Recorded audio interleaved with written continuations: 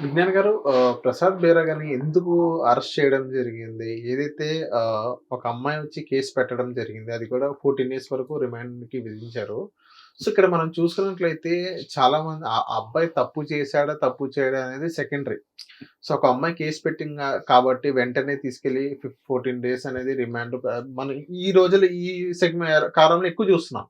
అసలు యాక్చువల్‌గా ప్రశాంత్ బేరా అనే వ్యక్తి నిజంగా తప్పు చేశాడక్కడ? ప్రశాంత్ బెహ్రా నిజంగా చేశాడా లేదా మనకు తెలియదు కానీ మనం చూడలేదు. కానీ ఈ అమ్మాయి పెట్టిన కేసుకు సంబంధించి కంప్లైంట్ లెటర్ మన దగ్గర ఉంది. ఓకే. తను మెన్షన్ చేసింది ఏంటంటే 1.5 year క్రితం ఇతను నాకు పెళ్లివారం అండి అనే వెబ్ సిరీస్ ద్వారా పరిచయం. ఆ వెబ్ సిరీస్ టైంలో ఇతను నన్ను అసభ్యంగా ప్రవర్తిస్తే నేను అక్కడ నుంచి తప్పుకోవడం జరిగింది. తర్వాత ఇంకెప్పుడు అలా చేయను అని బతిమిలాడితే మళ్ళీ ఇంకో వెబ్ సిరీస్ మెకానిక్ అనో ఇంకేదో వెబ్ సిరీస్ నేను చేశాను. అయినా సరే ఆయన తీరుతెన్ను మారలేదు. తను అలాగే ప్రవర్తిస్తున్నాడు అని చెప్పేసి నేను వార్నింగ్ కూడా ఇచ్చా. వార్నింగ్ ఇచ్చినా సరే ఆయన తీరుతెన్ను మారట్లేదు. అంటే సారీ చెప్తున్నాడు, మళ్ళీ అలాగే ప్రవర్తిస్తున్నాడు. నాకు అతని వల్ల ఇబ్బందిగా ఉంది. లైంగికంగా నన్ను వేధించాడు. కంప్లైంట్ పెట్టుకుంటాను, నీ మీద కంప్లైంట్ చేస్తాను అంటే చెప్పుకోపోవే చేసుకోపోవే అన్నాడు. సరే చేస్తా, నేనేంటో చూపిస్తా అని కంప్లైంట్ ఇచ్చాను అని ఆవిడ రాసింది. పర్టికులర్గా తన పేరు, ఫోన్ నెంబరు, అడ్రస్తో సహా ఏమేమి జరిగిందని రాసింది విత్ డైలాగ్స్. కొన్ని అసభ్యకరమైన డైలాగులు కూడా ఉన్నాయి, మనం మాట్లాడుకోలేము. అండ్ అలా ఆవిడ పేరులో బమ్ ఉంటుంది. సో నీ పేరులో బమ్ ఉంది కాబట్టి నీ బమ్ని టచ్ చేశా అన్నట్టుగా ఈ రకమైన డైలాగ్స్ నీకు అర్థమై ఉంటుంది ఇప్పుడు వాడు మాట్లాడే మాటలన్నీ. ఇది ఆవిడకి ఇబ్బంది అనిపించి కంప్లైంట్ పెట్టానని పెట్టింది. సరే అతను నిజంగా అన్నాడా లేకపోతే ఈవిడేమన్నా కావాలని కంప్లైంట్ పెట్టిందా అనే కోణంలో ఆలోచిస్తే, ఫస్ట్ ఆఫ్ ఆల్ ఈ మధ్య కాలంలో కూడా చాలా మంది అమ్మాయిలు, చాలా మంది యూట్యూబర్స్ మీద, అలాగే సోషల్ మీడియా ఇన్ఫ్లుయెన్సర్స్ మీద లైంగికంగా అత్యాచారం కేసులన్నీ పెట్టారు, చూసాం. ఇక్కడ ఈవిడ దాంట్లోనే అథెంటిసిటీ ఉంది, ఆ అబ్బాయిదే తప్పు అని కనబడుతుంది. ఎలా అంటే నీకు నిజంగా ఆ పిల్లోడి మీద పగ తీర్చుకోవాలని ఉందనుకో, నువ్వు అత్యాచారం కేసు కూడా పెట్టచ్చు, 420 చీటింగ్ కేసులు పెట్టచ్చు, ఏమైనా పెట్టచ్చు, నీ ఇష్టం. కానీ నువ్వు అవన్నీ పెట్టలా, జస్ట్ వార్నింగ్ ఇచ్చావు. లైంగికంగా నన్ను తిట్టాడండి, నన్ను ఇలా అసభ్యంగా అన్నాడండి అని మాత్రమే పెట్టావు. అంతే పెట్టావు. అంటే నువ్వు వాడికి వార్నింగ్ ఇవ్వాలనుకున్నావే కానీ వాడిని నాశనం చేయాలనో లేకపోతే వాడికి ఇంకేదో చేయాలని నీ మనసులో కూడా లేదు. ఇది కాంప్రమైజ్ అయ్యే కేసే, పెద్ద విషయం కాదు. సారీ చెప్తే సరిపోతుంది. అత్యాచారం కేసు కాదమ్మా. ఇప్పుడు అదే అత్యాచారం కేసు అయితే చాలా పెద్దగా ఉంటది. అట్లా కాదు ఇది. జస్ట్ అంటే ఏంటి, లైంగికంగా ఏమయ్యా అట్లా తాకేవంటే, లేదండి తెలుసో తెలియకో నా అనుకోకుండా తాకింది, క్షమించండి, ఇంకెప్పుడు అలాంటి పనులు చేయను అంటే వదిలేస్తారు. పెద్ద విషయం ఏం కాదు. మరీ తీవ్రంగా ఉండి నేను కాంప్రమైజ్ అవనాను కరకండిగా కూర్చుంటే ఏమైనా శిక్షలు పడే అవకాశాలు ఉంటాయేమో తెలియదు. కానీ బేసిక్గా పలు సెక్షన్ల కింద అయితే కేసు అయితే నమోదైంది. ఇప్పుడు ఈ కేసు పక్కన పెట్టేస్తే అసలు నార్మల్గా మనం మాట్లాడుకుందాం. ఒక అమ్మాయికి ఇష్టం లేకుండా మనం ఎక్కడ పడితే అక్కడ తాకలేం, ఎంత మన ఫ్రెండ్ అయినా సరే. అంటే ఇంటెన్షనల్గా నువ్వు చేసావని చెప్పను, కొంతమందికి ఆ మేనరిజంలో అట్లా అనిపిస్తుంది. ఇప్పుడు జోక్ వచ్చింది అనుకో, హా అని చెప్పి టైం మీద ఒకటి కొట్టేస్తాం. అక్కడ అబ్బాయి ఉన్నా కొడతాం, అమ్మాయి ఉన్నా కొడతాం.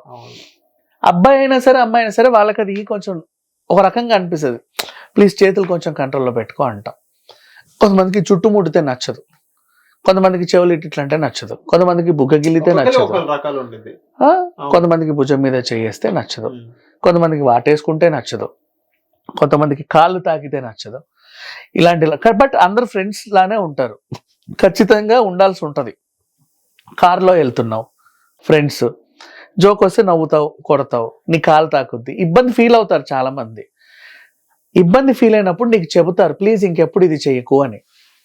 ఓకేనా? చెప్పిన ప్రతిసారి నువ్వు రిపీట్ చేస్తే వాళ్ళకి చిరాకు వస్తుంది.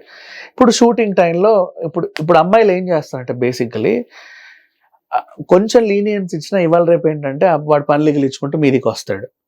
అందుకని చెప్పి లీనియన్స్ ఇవ్వకుండా ఎవరిని ఎక్కడ పెట్టాలని పెట్టేసి మేకప్ మ్యాన్ అయినా, ప్రొడక్షన్ మ్యాన్ అయినా, హెయిర్ డ్రెస్సర్ అయినా, కాస్ట్యూమర్ అయినా ఓ డిస్టెన్స్ మెయింటైన్ చేసి పెడతారు.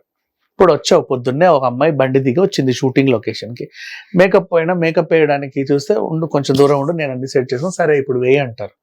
అతను కూడా ముట్టకుండా వేస్తాడు. వాడికి అర్థమవుతుంది ఈ అమ్మాయిని తాకూడదు అని.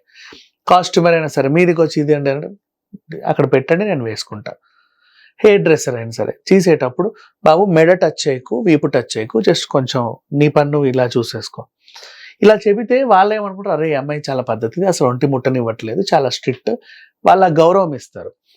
ఆ గౌరవం కంటిన్యూ అయ్యే టైంలో నువ్వు వచ్చి వెనక నుంచి బంపింగ్ అని ఒకటి వేసావనుకో, అప్పటిదాకా ఆమె సంపాదించుకున్న గౌరవం బొద్దిగా ఇది ఇట్లాంటిదేరా కావాలనే ఎక్స్ట్రాల్ చేసింది అన్నట్టు పోర్ట్రేట్ అవుతుంది. పోర్ట్రే అవుతుంది.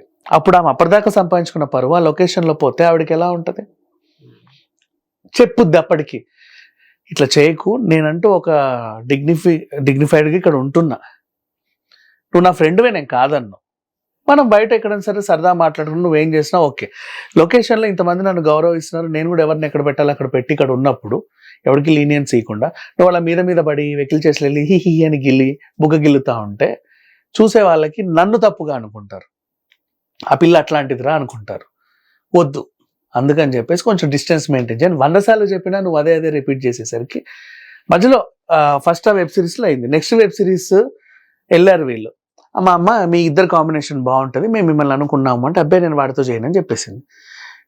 వీళ్ళు వెళ్ళారు, నీతో చేయను అంటుంది అని, ప్లీజ్ నువ్వే మాట్లాడు అంటే తనే ఫోన్ చేసి సారీ ఇంకెప్పుడు నేను ఇలా చేయను, ఆ గతంలో అలా గిల్లడం తప్పే, నేను డిస్టెన్స్ మెయింటైన్ చేస్తా, ప్లీజ్ నువ్వు వచ్చి పని చేయంటే మళ్ళీ వచ్చి పని చేస్తుంది. నువ్వు మళ్ళీ అలాగే వెకిల్ చేష్టలు చేసావు, మండింది, వార్నింగ్ ఇచ్చింది, ఇదిగో నువ్వు ఇట్లా చేసి నేను కంప్లైంట్ ఇస్తా అనింది, ఇచ్చుకోపోవే అన్నాడు, వచ్చి కంప్లైంట్ ఇచ్చింది, వార్నింగ్ లాగా ఇచ్చింది తను. ఏ అమ్మాయి అనే కాదు, ఏ అమ్మాయి అయినా సరే వాళ్ళకంటూ లొకేషన్లో వాళ్ళ ఒక డిగ్నిఫైడ్ స్టాండర్డ్స్ మెయింటైన్ చేస్తూ ఉంటారు, మనం కూడా వాళ్ళకి గౌరవించాలి. లొకేషన్లో నీకు ఎంత పరిచయం ఉన్నా దూరమే ఉండాలి. ఇంకా simple example, Bigg Boss house చూడు, జబర్దస్త్లో వాళ్ళకి చాలా క్లోజ్ ఉంటారు, బయట కూడా పార్టీలప్పుడు బాగా మీద పడి కింద పడి డొల్లి ఎంత చేసినా కూడా అక్కడ ఒక డిస్టెన్స్ మెయింటైన్ చేసి పక్కన కూర్చుంటారు.